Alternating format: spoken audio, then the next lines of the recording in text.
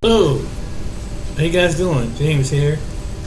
Well, it seemed like here my computer clicked on. Well, I hope you're doing well this morning or afternoon, and whatever your day is like. I have an interesting analogy on this video today of how some people view same-sex, not same race relationships. And it's really an interesting outtake, but it's gonna be some hilarious video at the end. I'm gonna show you, but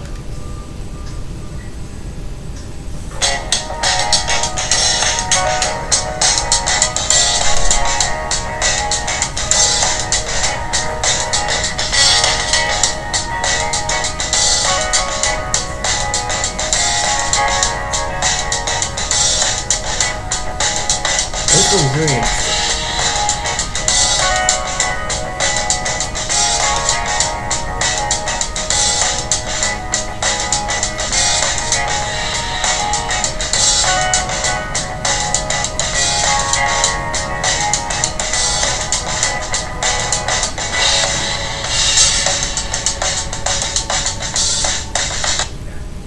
Hello, this is Lady Boulay, and I hope you're having a marvelous day.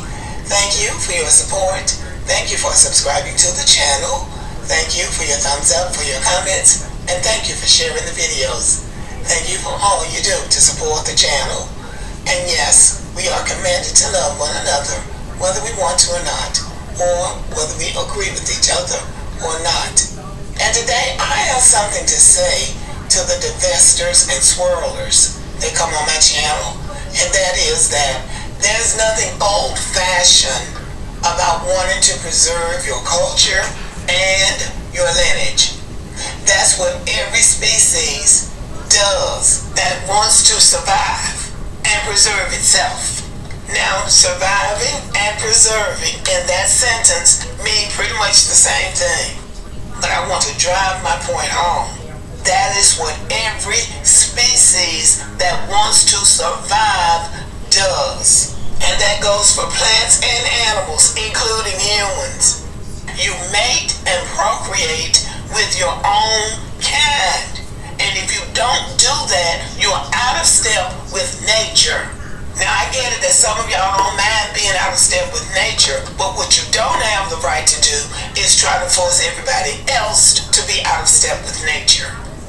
Black Americans, and I don't know about other black people around the world, I suspect that it's only black Americans operating with this post-traumatic slave syndrome who have decided that your oppressors are your best friends and your soulmates, and that's your preference.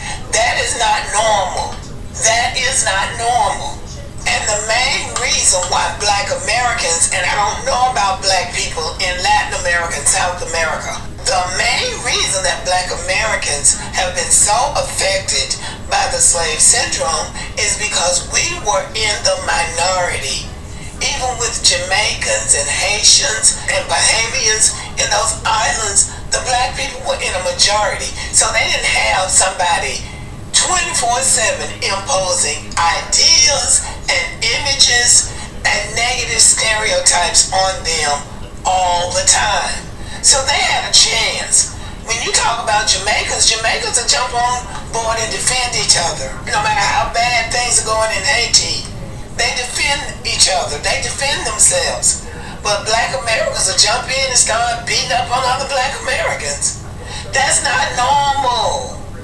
Divide and conquer was taught all over the black world by enslavers and colonizers, and they were more effective in some places than they were in others. But we were overwhelmingly outnumbered here in the United States. And so they did a job on us, and that job is still effective no matter what white people do to black people. There is a cadre of black people who find black people more offensive, even if the black people haven't done a damn thing to them. They still find the black person or black people more offensive. That is insane. And there are people in our race race that we don't like and can't get along with. But guess what? There are people in every other race that those people don't like and can't get along with. But they don't dislike their whole race. And they don't condemn their whole race. They deal with the people they're mad at. But you could take a page out of white people's books, since y'all seem to think you're divestors and swirlers, seem to think that white people are such a viable option. White people don't run around here talking about black people being their preference. If you hear that, it's going to be few and far between. That doesn't mean they can't like or prefer a black person, but they prefer that black person at the moment. Many of them will marry or procreate even with a black person and then go on back and get a white person and spend the rest of their lives with a white person. And some of them will even try to erase every trace of a black person ever having been in their lives. Marcus is a connoisseur of anything that's free, so he was happy to read the disclaimer on every trace of a black person ever having been in their lives. So it's not normal for you to be talking about you don't like black women and all you see in black women is something negative and all you see in black men is something negative. Yes, that says something about the black men or the black women that you know, but it also says something about you. In your journey throughout life, if all you see is negative images of people that look like you, at some point you need to acknowledge that's a problem. And you need to deal with that problem. You don't need to impose that problem on everybody else. Because we don't all see it that way. There are black people that are married to white people who never say anything about black people. That's healthy. Because you chose that for the moment at least. That was the best choice for you. And you made that decision. The world is not mad at you for trying to build a life with somebody that you feel is best for you. The world is mad at you because you're imposing your emotional trauma on other people. Other people don't deserve that. The people who come to my channel, whether they like black men, white men, or whatever, they understand that at the end of the day, we're black people. And trying to tear down another black person or trying to tear down the black race, all you're doing is tearing yourself down too. And one thing I've noticed about black people, these divestors and swirlers and people, they always talk about who they like, who their preference is. Well, what we don't hear is who likes you. Whose preference are you? And here's a test. How many black people's houses can you go to and just sit down and have a chat? Maybe be offered a cup of coffee or a Coke or a Pepsi, whatever you drink. And how many white people's houses can you go to, sit down, have a conversation, and have a Coke or a Pepsi?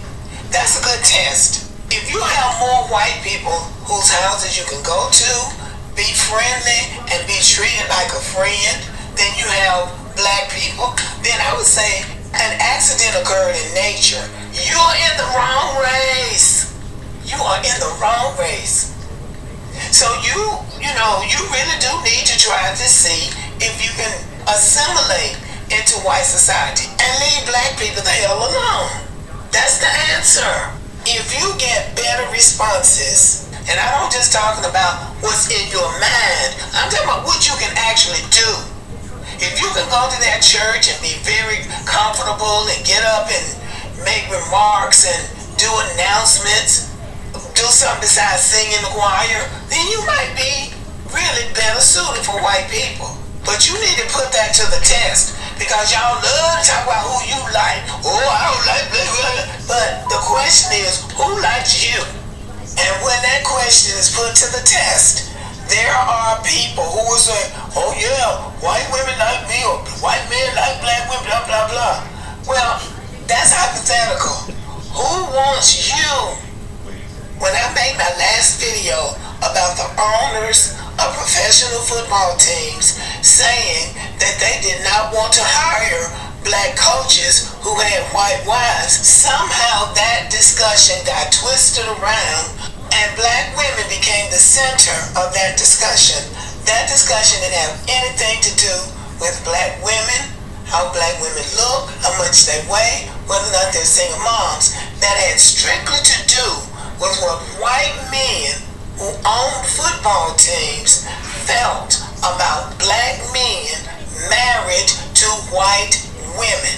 And when you are a black man and something comes up about something that white men said about black men and white women because they don't like those relationships, and you turn around and center black women in that discussion, that is a sign of intellectual dishonesty and emotional immaturity. And I'm not a psychologist. And one day they're going to have to answer the question, why is it that you won't challenge what white men do and or say, but you're quick to challenge what black women do or say? But that's a sign of a problem. And there's nothing wrong with us making observations about each other. It needs to be respectful. I've had black women coming on here, even though I have said repeatedly, this is not a divestment channel.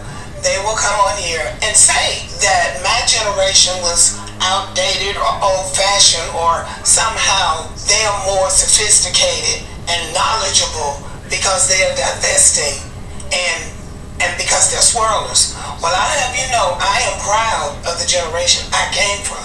I came up through the generation where black girls and black boys liked each other, and black boys and black girls dated each other. At Public Rec, we're on a mission to make comfort look good. It starts with our best-selling And black men and black women married each other and built lives together. And there are black people of all ages that are still doing that. If you don't want to do that, that's your business. But imposing your anger towards black men or black women is unfair to everybody else. That's true. Because all of us are not mad at black men or black women. I can make an observation about black men without being angry at the whole black man population.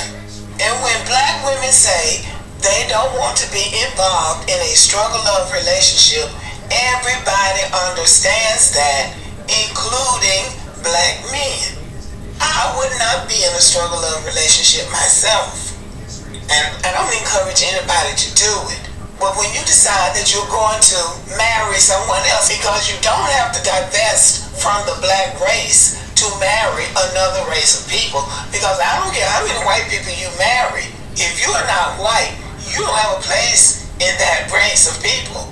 You have a place with that man or that woman, but you don't have a place in the white race, and they will make it clear to you if you start thinking that you have a place there. You don't get grafted into the white race just because you marry somebody white. And to try to make it seem like you're so sophisticated and so modern because you don't date within your race, that is insane. Because again, you don't have a place in other people's race. That's in your mind.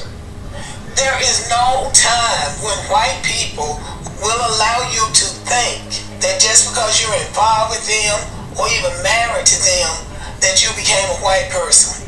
As a matter of fact, white people who marry black people that have children with them, the ones who really want their children to be grounded and have a sophisticated outlook on life, will tell their children, you're not white. I'm white, but you're not white. They may not tell them they're black, because black people have some say in that. But white people who really are concerned about how their children are going to navigate the world don't tell their mixed children that they're white, because they know white people are not going to accept it. And I have come across black people who say stuff like, well, I really like dealing with white people. I really like dealing with white people. And then you do that and get the wake-up call, and they'll be the first ones calling white people racist. Because white people are not going to change because you are a self-hating black person. They're not going to change the way they do things. They got power by sticking together, preserving their lineage and what culture they have. That's how they became the power of the world. Foolish black people are still coming up dead in mysterious circumstances, dealing with people that they want to be friends with without any discerning ability. And now you're dead, and your family is trying to figure out what happened. And then your friends, they tell the police, well, this is what happened to them. And it'll be something that makes absolutely no sense. But the police will write it up just like they said it. The judge, the DA, the jury, and everybody else will agree with them. And there's not going to be anything you can do about it. So I'm going to end by saying this. I want to see my culture and lineage preserved. I want to survive. So I will do everything that I can to make that happen. And everybody else has to make that decision for themselves. But you are not old-fashioned or outdated or out of step because you want to preserve your culture and your lineage. Because that is what every intelligent form of species in nature does. So it's not me that's old-fashioned, it's you that's out of step with nature. Okay, y'all, thank you for listening. This gift will make your wife cry. It's the perfect way to show all your love for her.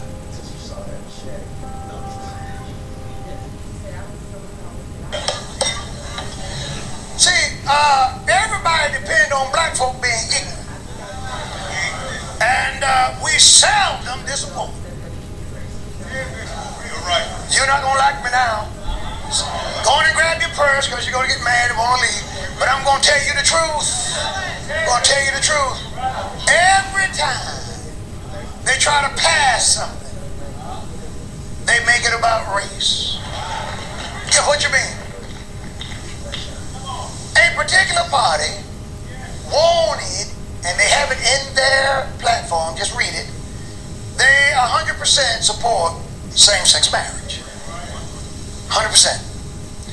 Now, they wanted some legislation passed, and they wanted favorable coverage, and they wanted to get black folk on board.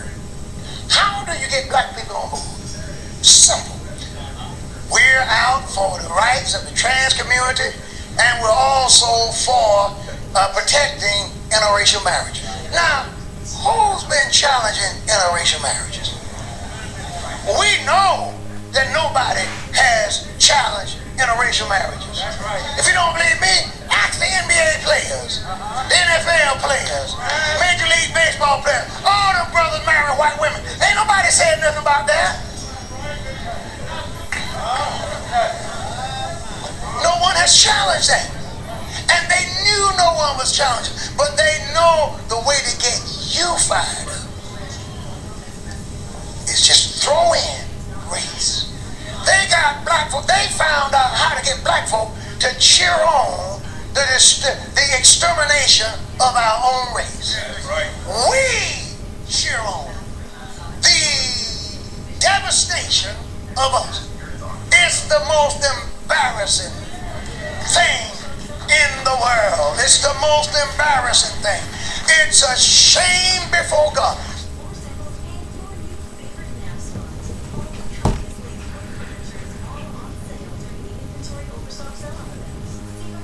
Ooh, starting out different, starting out really, well, you know, whether you agree or you don't agree,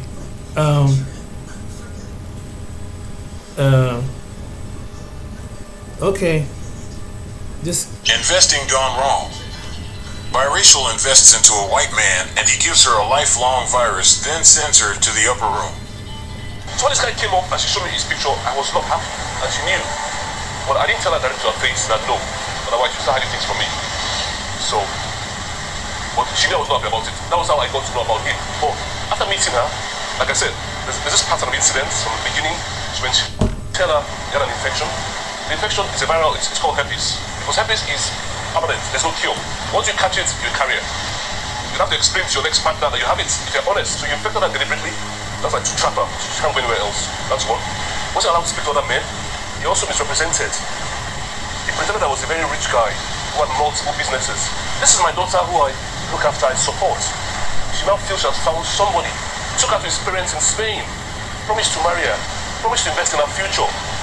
Brother, this thing now turned out to be lies. He didn't have the money he claimed to have. All the plans he planned with her, he couldn't afford them. That went on for a while. The second section of events, I feel, what made her mental health deteriorate. So after doing all those things to the person, imagine now, all of a sudden, he starts shouting at her. There's evidence of all these things. Asking for a bank statement. Demanding for money. My daughter can never even let me see a bank statement. The evidence we have, she now started, after that event, she panicked and started doing web searches on how to take her life. We found out afterwards. The final part are things indeed that really led to her doing what she did. Because even the corona, when they want to look at this thing, they don't just look at how she, they look at the circumstances that led to it. So the final things which he did, which I think broke the camel's back, the final straw. After shouting and demanding for a bank statement, he now went and stole her password. Broke into her phone when she was sleeping. This is already updated in writing. When she was sleeping, stole her information, threatened her with the information he stole by saying that he had told her friends, removed her from his house violently, and seized her passport, which required to claim the money and other belongings, kicked her out. So I've broken into your phone, I've stolen your information, I've threatened you, and I push you away. Every step along, she told her mother. When he infected her, sent mother the evidence. When he shouted and he apologized, sent mother the evidence. So when this thing was getting out of hand and he had broken into her phone, she called her mother. The mother rushed to Manchester. Then the following day, it continued. Mother was actually a witness to what happened when he was making his demands over the phone, the threats and all that, and when he was gaslighting her. So the mother was totally broken. You know, after the communication between themselves, which lasted about 6 p.m. or so, she told her mother she was going for a walk to clear her mind. The mother was saying she shouldn't go, that she would make some dinner, whatever, that she would hold on. She said that mother shouldn't worry, that she's got her phone, she's coming back. How did this thing come back? 9th of May in the UK at Manchester, a station called Eccles. She died by jumping in front of a moving train. The mother has been so broken. You know, even when the policemen came, the mother told them that it's even the mother that made the police aware of the existence of this person. That was how they contacted him for his statement. But ironically, till today, even our statement has not been taken. Very strange. You know, that's what we are. So the mother was totally broken. Totally broken. I didn't get to know until the following day. When I contacted him out of love to find out what really happened, he still shared some of the stolen information with me as a way to make me scared. Something that no parent will want that information to come outside. And now, showing the demand for money, mention the amount, and I'll be happy if I can help him that. That money is about to go into financial ruin. After she had somebody you claim to love, somebody you told that you have the money, you're going to take care of her. It came with the intention to get money from this girl. Because she was introduced by a so-called best friend, who's not a best friend, to this guy. That's his accomplice. After she died, the girl is going to spend time with this guy, and they are united in their story against my daughter. I'll say it with confidence. Because she was already vulnerable already due to what I had done to her. My daughter was my... So this British biracial decided to invest into a diseased, broke white man, and all he could do was give her wings. I have come to realize that when black women, mixed race women say they are divesting, what they really mean is that they are investing into the white man and helping him get away with all his crime. Divesting. Investing gone wrong.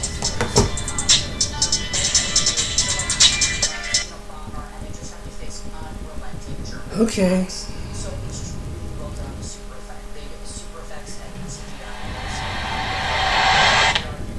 We wanted to see if mechanics would try to take advantage of... Yo, we've seen these videos, and I'm just shaking my head this video.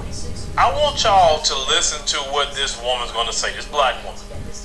She has a requirement for the men that she wants to date. I want y'all to listen to the laundry list. But I'm only going to point out 2 things that she's talking about. Let's go ahead and roll it. What are you looking for in a man?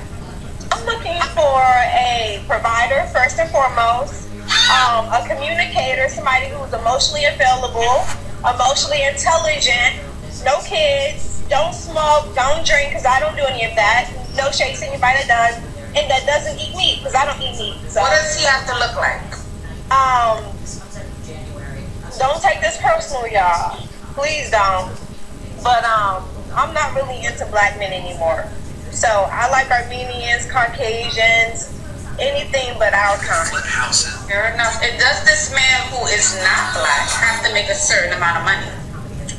Yes, of course. I take very good care of myself, so I want somebody that can also take very good care of themselves and me as well. Is there a number? How much would that man have to make to date you? I would say I'm gonna seem so shallow, and I don't want to seem shallow, but I'm just being honest. Like at least over 500,000. Okay, so 500,000 or more. So you heard her laundry list, and it sounds so ridiculous when you base this on numbers. So let's get to the easy part. She want a man that has no kids, don't smoke or drink. Okay, that's a normal thing to say if you don't smoke or drink, right, or you have no kids. No problem with that. She want a man say that don't eat meat, right? Okay, well, if you want a vegetarian or a vegan person, there's communities like that. You could easily find that. Then she says, you know, she don't want a black man. Okay, no issue with me. She says she want a white man or a different non-black man.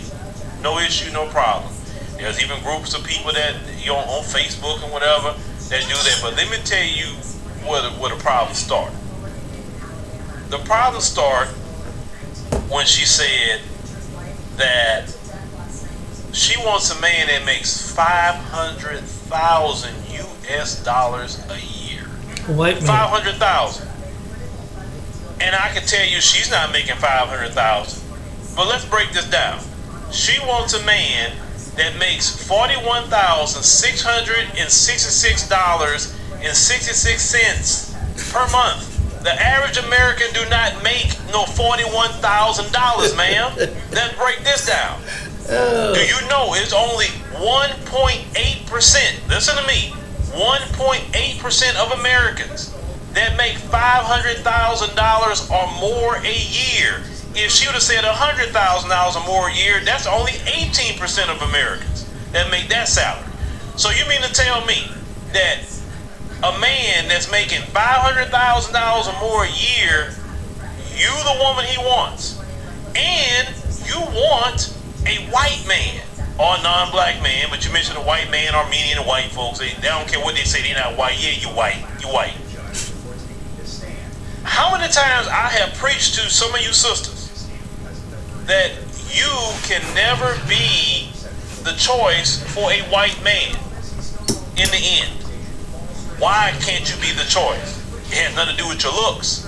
It has something to do with your DNA. It has something to do with your genetics. Your genetics will destroy his lineage. That's why they had laws against black people dating white people, because if every black person will go out and have children with white people, the white people would not exist anymore. It's called genetic annihilation, and they believe in that. So you're going to have a white man that's part of that 1.8% of Americans get with you, marry you, and you think he don't want to have Connor and Emily? You think you can't produce Connor and Emily? I don't know how many times I told y'all that, sisters. You cannot produce Connor and Emily. Only thing you can produce is Drake and Alicia Keys. That's the only thing you can produce. You cannot produce Connor and Emily. Only a white woman can produce that. So he's going to get him, a white man in the 1.8% of Americans making $500,000 or more, he's going to get with them. His own women in his own community. Exactly. You would have more of a chance getting with a black man that makes that much. Exactly. I'm just telling you what the reality says. Do you? But if you're that delusional to think that you're going to get a man that's making 1.8% of Americans that make that much money, and on top of that, a white man, on top of that, it don't matter if he's Hispanic, it's not going to work either. Because most of those people that make that kind of money, they kind of insulated in their particular communities. I just can't believe the delusion. Like, let me ask you something. Some of the sisters that talk like that, he got to make 6 figures. He got to make 100,000. So only 18% of Americans make that. Where did y'all get that from? Where do you get that from? Because you didn't get that from the black community. Because there's nobody in the black community that was not raised in telling our women and girls, the man you get, he got to make $100,000 a year. Right. Where y'all get that from? Y'all had to get that from social media. It surely didn't come from the black community. Y'all had to been listening to them content creators run off at the mouth and telling you, and some of these content creators not making no $100,000 a year themselves, but they telling you about hypergamy and get the bag, and they not getting in their own life. Y'all really need to stop listening to these female content creators telling you things. And as a quote unquote content creator, I can see certain things that y'all may not see based off of a whole lot. I'm not gonna say how I see it, but I'm telling you, a lot of these ladies that's talking to you, they're not living that like that. They're not. Because the women that really living that life, they're not on social media telling you crap about it. They quiet as a mouse. They living their life. They doing their own thing.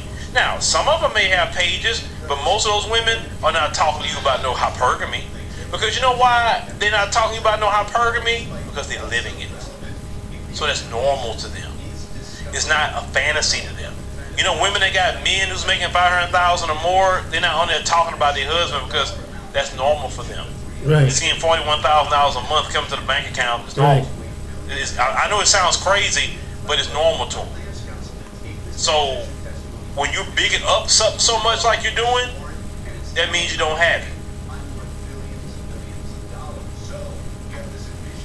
But please, just get you a decent man and build something with that decent man. Right. Well, some say, well, Phil, some of us got with the guy and, you know, he wasn't a good person or X, Y, Z. That's life. Right. Men get with women and try to build things and they fail too. Right. You hear us talking about we not gonna get another woman, or we want a woman at this, we want a woman that, listen, even men know that certain women are out their league. Men know that. Men can look at a certain type of woman and like, oh no, I ain't gonna talk to her. That's way out of my league. See, at least men acknowledge when something's not out of their league. Exactly. But to these ladies in America, you don't look at a certain men as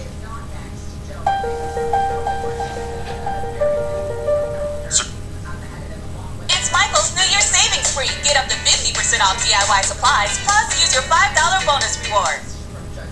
I've been making $15,000 a month with just 2 apps on my phone. And I don't know if you can see this, but we're black guys who date white girls. Of course her father calls me boy.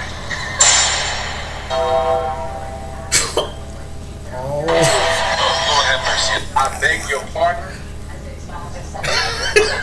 I beg your pardon. We're black guys who date white girls. Of course I lost everything in the divorce. Fuck. We're black guys who date white girls. Of course I'm a D1 athlete. We're black guys who date white girls. Of course I let her say the N-word when we're at home.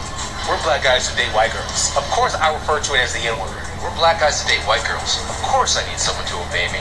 We're black guys who date white girls. I've been to Bonnaroo at least a dozen times. We're black guys who date white girls. My breath, no matter what, stinks. We're black guys who date white girls. Of course I got fired as Kang the Conqueror in the MCU. We're black guys who date white girls. Of course she tells her friends it's big.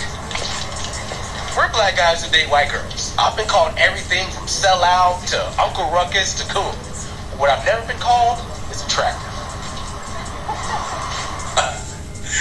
Yo, these dudes is wilding over here, and if you look at the white girls' faces while this is going on, it's straight up comedy here, guys, man. Like, what's funny is my man who said my breath stinks, no matter what, Bonnaroo.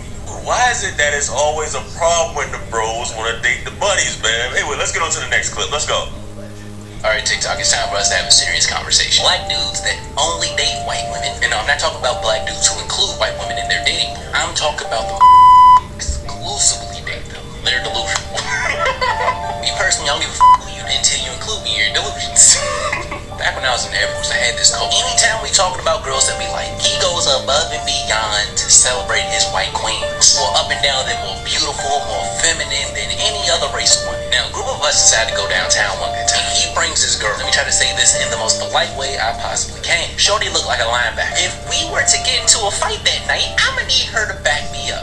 The only way I feel safe. You know, I'm not about to just give my opinion unsolicited. Treat her like she part of the group. So throughout the night, he starts drinking. And I don't know if his girl's over here giving me the eyes or some shit. This man gonna pull me to the side and demand that I show his relationship some respect because he thinks I'm trying to get at his girl. My brother in Christ, you can keep her. My boy was so pressed out with some alabaster buns that he scraped the bottom of the barrel and think every other got standards that low. I was shocked. I was appalled. How dare you, honestly? Now, just getting you a white girl who's one pedestalizing them is another thing. But to get one of the most busted ones, then try to flaunt her around like she's better than any other woman that we brought because she lacks melanin, and then having the audacity to think that anybody wants to steal it from you. Delusional. My brother in Christ seek psychiatric help. Why black men want white women? They want somebody to obey, do what they say, go by their rules, and they think a white woman gonna do it. No matter what color she is, she's still a woman. It all depends on what kind of woman you get, black or white. See, these black men, they be watching these movies, right? Whatever they see on a movie, they think they can get in real life. Just because she white, that don't mean she gonna take care of you. That don't mean she gonna let you lay up all day and don't pay no bill. That don't mean you gonna sit and play the game all day and watch TV. That don't mean you gonna use her car, she gonna buy you a car, you gonna have a happy life. Some of y'all men wanna be cheered. You look grown, you look old, but your heart is a child. That's why y'all be throwing these temper tantrums when you can't get them. You got no patience, no understanding. When a woman can't do what she can't do it. When you can't do something, you can't do it, right? So what make you so special? I'm just being honest. I ain't talking about nobody. This is what I heard. One black guy told me that white girl let you do whatever. Let you do whatever. Have your way. So white women, is it true? Yeah, I don't know. But I done heard some black guys tell me that. So I know y'all ain't walking around here doing everything for these men for free. And you ain't getting nothing back. Maybe you know what y'all think I do. Now, I've covered this topic at length, guys, and this is one thing that the sisters always say. The bros want to get with these white girls because these white girls will do anything. They can get away with whatever. These white girls will take care of them. They can drive the car and all this other stuff. But listen, it's the same way with some sisters, too. Y'all take care of dudes. The dude get away with a lot of stuff. You may put up a lot more of fight in terms of complaining about the situation, but it's just the same thing. Now, another stereotype is that the bros tend to get with, as the guy said in the previous video, as long as she has white skin or as long as she's white, they don't care if she's a BBW, heavyset, if she's dusty, musty, homeless, as long as she's white. Because some people say, regardless, as long as you have white skin in America or even in the world, you're above everyone else. So a bro, and I don't think it's by accident a lot of times that a lot of brothers get with white women, or especially when they make it, they get with a light-skinned woman. You really don't see too often bros with dark-skinned women when they get some money. Look past the smokescreen of the Middle East drama. I woke up. Now here's where my comments come in. It's amazing that we still talk about this stuff, and unfortunately there are some people who are and we got black men and black women that have this mindset that the grass is greener on the other side. There are the people that you meet. You're blessed to have the ones that don't. Because vast majority of white people, a certain percentage of them don't date outside their race. And it's just like what the first video, the first woman said, because genetic and survival, especially when it's at the child making years.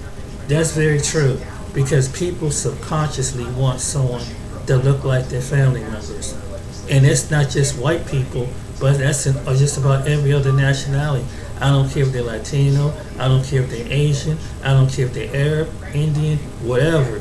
They want someone that look like them. But this is a majority of them is going to pick people that look like them. And even though we in an interracial setting, as far as workplace, as far as education, as far as economically and everything, even if you go to concerts, music, games, or anything, it all. Just because black people got to understand this, just because in an interracial setting where it's a basketball, football, baseball game, it doesn't mean that everybody wants to be in an interracial relationship with you. And that's a fact. They just prefer, they can enjoy their activity, enjoy the music, but don't want to cross over.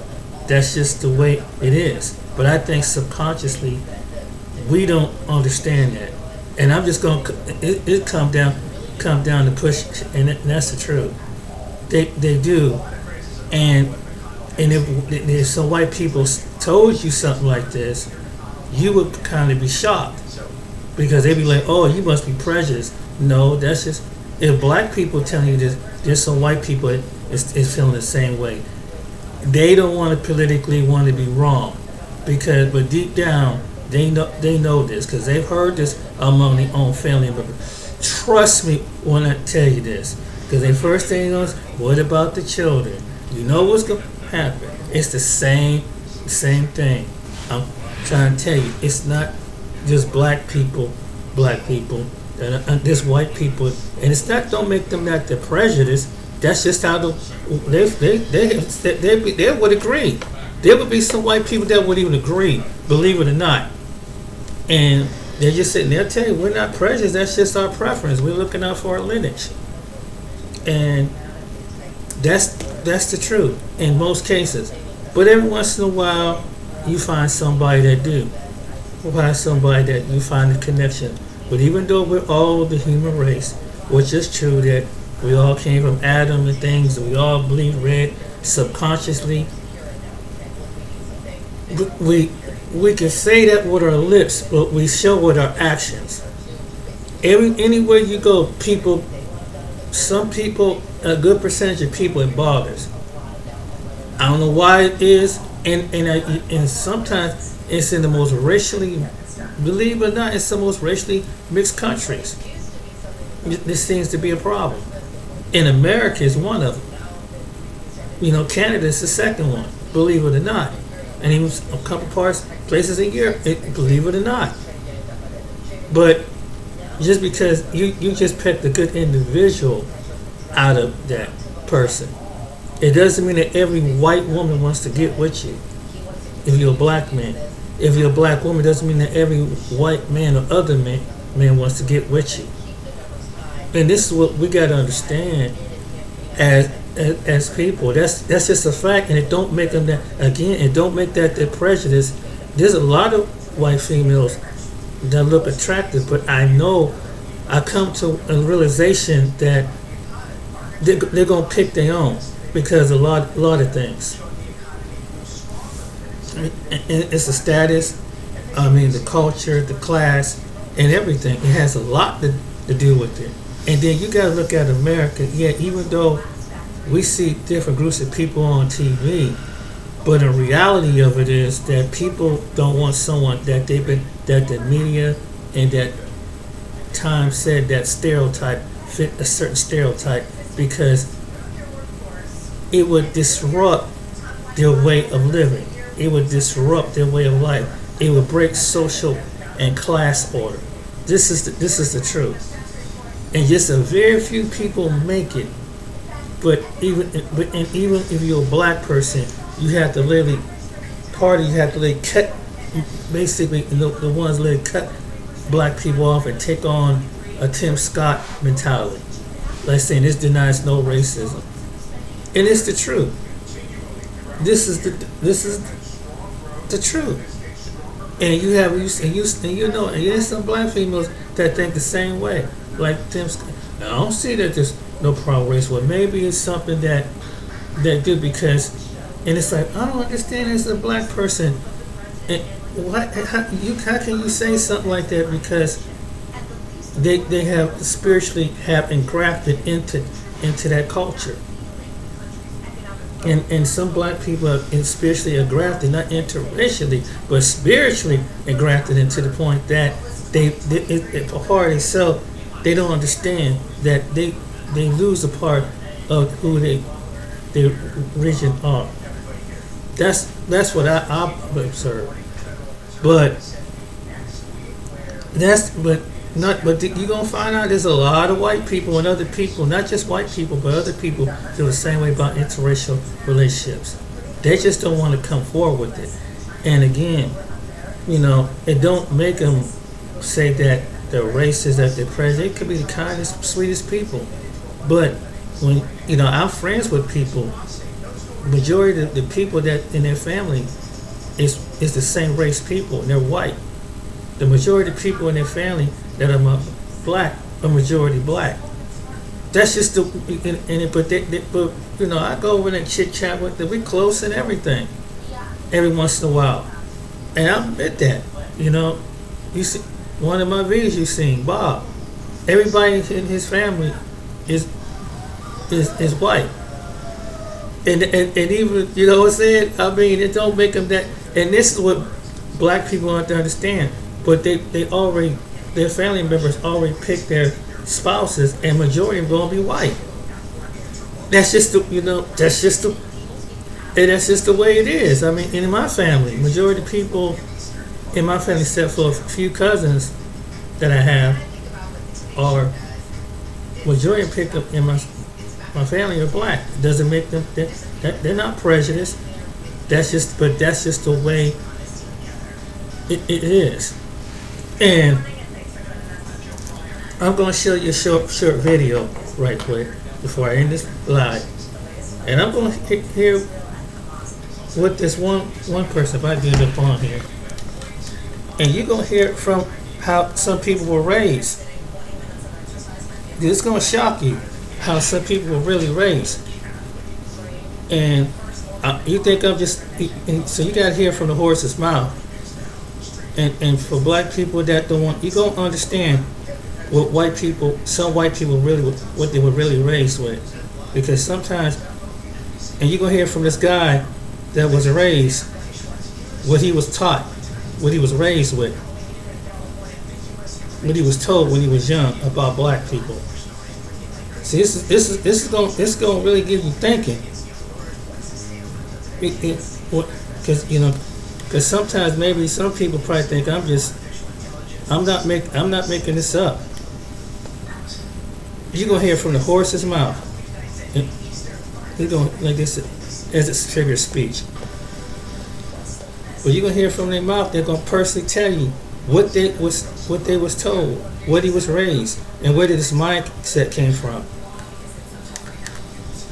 If I can find that video, hold on. But yeah. But we got, you know, some of us still got, it's one thing you pick somebody, that's fine. But don't denigrate your people. You know, even if I marry outside if I did, you know, don't do that. You just found a nice person. Because realistically, I know a lot of white women would want to get with me for various reasons. And I know what it is. And if I had, there would be some that want to get with you because of how much money you got, what status you got, and then it's the stereotype. But how many white women want to get with you because they love you? But that's the truth. Or they gonna? This is the truth. But here's this video. Now I want you to listen to this video. What this man said. Are you ready? Because you got here. Some black people understand. Got here from horse's mouth. $150 in bonus bets. We have one of those folks who was on a podcast talking about growing up in a racist household with racist parents, and explains how it was spoon-fed to him. Take a look. Like, we would watch a movie, and if it had like a black actor who was the lead, they would change it, and I'd be like, why? I was watching that. Well, we don't watch, and they say a slur, we don't watch them on the TV, and I'm like, oh, okay. Any kind of positive outlook on anything besides white culture, it was frowned upon. I was made fun of for it. I was told I was a slur lover. I'm not even a teenager yet. Racism is spoon-fed to you. It's not like what you see in movies. It's not really shoved in your down your throat. It's slowly fed to you. I was always half and half because I, wanted to trust my parent. So I thought, oh, they know best. They're the ones raising me. Like that. I was a very logical child to a degree, but also very ignorant, but that was because I was being raised in ignorance. So as you can hear, he mentions that he wasn't even a teenager yet, where just watching a program, and as long as it had black people, his parents would say, we don't watch those people. And, also being frowned upon for, it sounds like he was conflicted because he was embracing the black culture and black people, and was being come down upon for liking it and being called a N-word lover. And so imagine that confusion as a child. And this is why we see a lot of children today that are raised by them folks who will say to a black child, I can't play with you, or my mommy or my daddy said that I can't be your friend. And true to past as well. I've been down that road as well, growing up in the racist province of Quebec and being told by many of these young little children that they were not allowed to even talk to me. So this is a very common thing that happens, and when you are conflicted like that, you want to be loyal and obey your parents, but then you also want to embrace the culture, and this is kind of the conflict that happens. What happens as they age really is dependent on them. You know, whether they want to join the KKK or become a white supremacist or understand that we are all equal and we all bleed the same color, it's really incumbent upon them as they age. So at some point, it's no longer my mommy and daddy, and it becomes, how are you going to navigate in the world, and what kind of person are you going to be, and what kind of representative are you going to be to break that chain in your family. And so it's good that he's, you know, out here talking and being forthcoming about his experience, but it doesn't change the fact that this needs to change and this needs to no longer be accepted. But alas, the fight continues for us, and hopefully at some point in life we will no longer be treated as other, and we will be treated as equal. Highly unlikely, but this is the life we live. Let me know what you all think about this. Don't forget to like and subscribe. Also, and believe it or not, across America and other places, there are some people in the predominant community have taught this around the children, that said this, and that's how prejudice gets moved from one. Where do they get these hateful words from? It's passed on. Stereotypes passed on from generation to generation. That's how it passed on, because the majority of people out in that neighborhood, in that little rural town or that suburban town, looks just like them. And so a lot of times, that's the whole world out there. So, and this is across America and other places. And like she's saying, where she's in Canada and other places, and where we come to work and survive and work along to get along. And I've come across that throughout my life too.